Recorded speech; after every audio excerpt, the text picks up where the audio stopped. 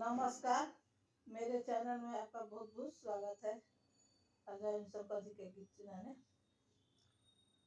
भोला सूत से नीरवे हो जागाई कोई से, भोला सूत से नीरवे हो जागाई कोई से, जागाई कोई से हो मनाई कोई से, भोला सूत से नीरवे हो जागाई कोई से।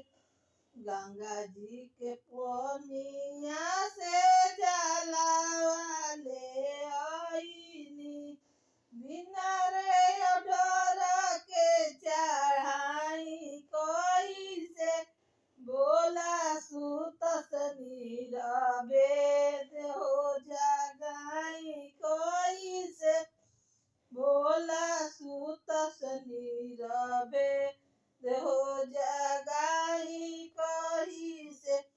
भंगिया के पीसे पीसे गोला हम बनवनी, भंगिया के पीसे पीसे गोला हम बनवनी, बिना रे डरा के पिलाई कोई से, भोला सूत से नीरवे हो जागाई कोई से, जगाई कोई से हो मनाई कोई से, भोला सूत से नीरवे हो जागाई कोई से।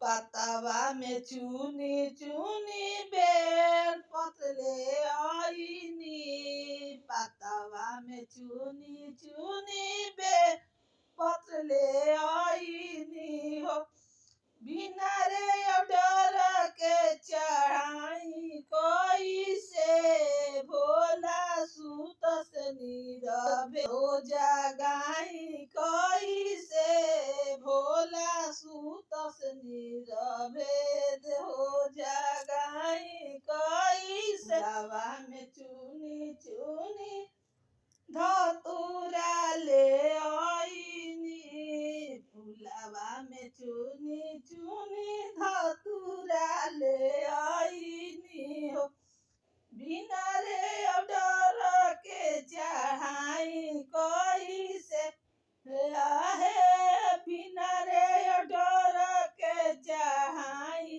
कोई से, भोला सूत से नीरवे हो जागाई कोई से, भोला सूत से नीरवे हो जागाई कोई से, जगाई कोई से हो मनाई कोई से, भोला सूत से नीरवे हो जागाई कोई से।